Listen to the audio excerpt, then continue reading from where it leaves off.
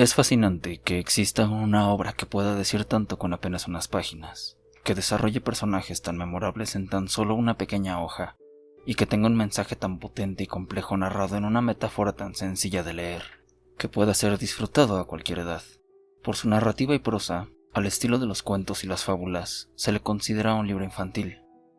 Pero dentro de sus páginas podemos encontrar temas como la soledad, la amistad, el amor, el crecimiento y la exploración de un propósito en una constante búsqueda del camino perdido. El Principito es una obra que cuenta con innumerables simbolismos. Cada objeto puede representar muchas cosas distintas, y a pesar de que la historia se narra de manera justa, nos deja un amplio espectro a la interpretación.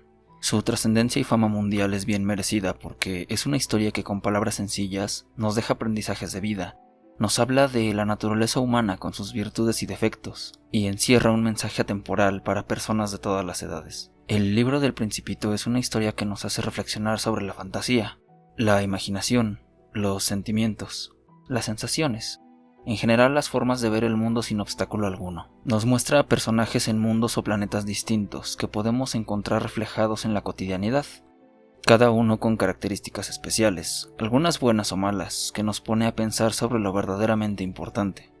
Aunque sea un libro para niños y esté dedicado a los niños, aunque su autor diga repetidas veces que las personas mayores no comprenden lo fundamental y que los niños deben ser indulgentes con ellos, El Principito es una de esas obras especiales que también están pensadas para los adultos. Es una historia trascendental, con mucha sensibilidad y con la dosis justa de pensamiento, un entendimiento sencillo pero hondo que no ignora, a su manera, las cuestiones esenciales de la vida. La amistad, la infancia, la seriedad, lo que supone el hacerse mayor, el amor, la soledad, el misterio, la melancolía o la tristeza, el asombro, el valor que damos a las apariencias, la cantidad y las cifras, lo que distingue a las personas, lo que supone comprender la vida y burlarse de los números, la sensibilidad y la delicadeza, la palabra y la ilusión, el sentido y el sueño, la risa y el saber mirar al cielo, la necesidad de protegerse frente al mundo, el regreso y la ausencia. De todos estos temas se nos dice algo, nos sugiere el autor alguna imagen o idea. No me cabe ninguna duda acerca de la capacidad del autor para mostrarnos el poder de la palabra en la evocación de la belleza.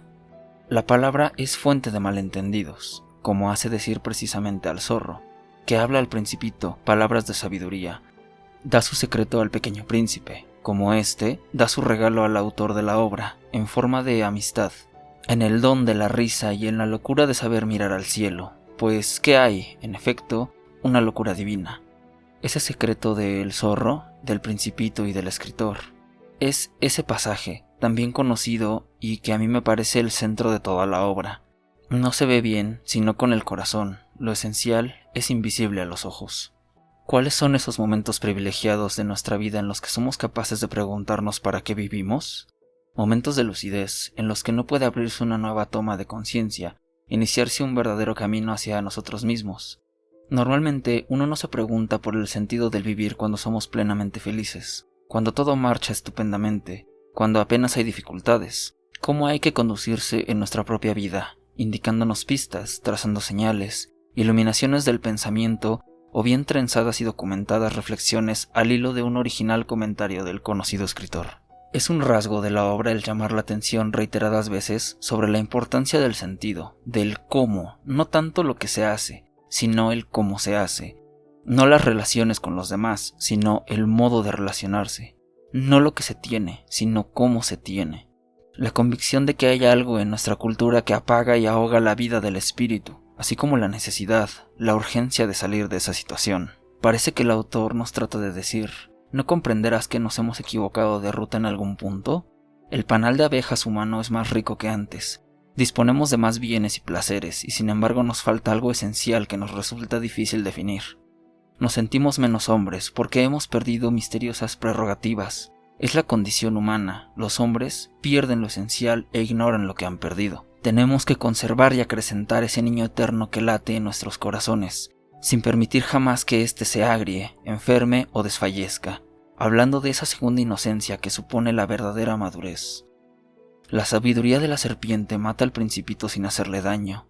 La separación de la infancia no es traumática en este caso, es la sabiduría que hace que sepamos conservar la ilusión cuando éramos niños, pero sin perderla. Ese niño sabe que cuesta hacer realidad esas metas, y el hombre que supera así su infancia, conservándola, ve cómo lo que fue el planeta del Principito se transforma en estrella, y recibe como regalo unos luceros que brillarán en los momentos oscuros de su vida, y le sonreirán.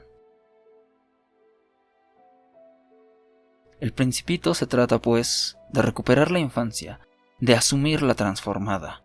Es, en efecto, nacer a esa nueva y segunda inocencia, literalmente un volver a nacer, porque el ser humano es el ser que padece su propia trascendencia, y en esta vida aprendemos, maduramos padeciendo para encontrar al fin la calma y el sosiego. Hemos perdido misteriosas prerrogativas, pero falta algo esencial que ni siquiera somos capaces de aclarar, porque la sabiduría es como un sabor, no se puede definir. Se entiende cuando se vive, cuando se experimenta, cuando el corazón se expande y se alegran e iluminan las entrañas.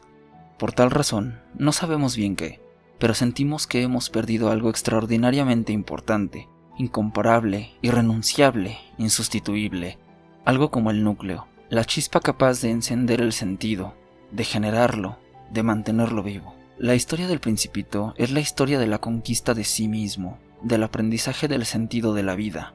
Por eso, el verdadero encuentro con los demás se produce cuando estamos ante quienes también hayan hecho un recorrido como el nuestro. Y por eso hay que cuidar lo que hay verdaderamente valioso en cada uno de nosotros. El camino hacia uno mismo es difícil, pero las cosas bellas son difíciles. Lo más bello en secreto está mejor, y a su vez, los que buscan oro cavan mucho y encuentran poco. La dificultad, creemos, no está reñida con un tipo especial de sencillez, de transparencia, de gracia. Antes hay que pasar la prueba, sufrir y madurar. La esperanza es la guía, y los niños saben esperar. Lo esperan todo porque confían, en verdad. Su vida se fundamenta del todo en la fe y en la confianza. El tiempo que se dedica a escuchar bellas historias y a meditar en ellas, a guardarlas en el corazón, nos llega como esta. Aquella historia del niño frágil y prodigioso que un día nos aparece caído de lo alto. Seamos amigos de él, dibujémosle alguna baratija. No nos ofendamos si, aparentemente, no contesta nuestras preguntas. Escuchemos su risa, deleitémonos en ella, y dejemos que crezca, que sea la más ruidosa y característica que hayamos tenido el placer de oír. Aprendamos a dialogar con él, también en el silencio. Me parece que, casi sin darnos cuenta, esa belleza germinará su gracia entre nosotros. Nos abandonarán la prisa, la rutina, el cansancio, y aprenderemos a ver y a sentir de otra manera. Aquella olvidada en la infancia, aquella que probablemente nunca nos dejó.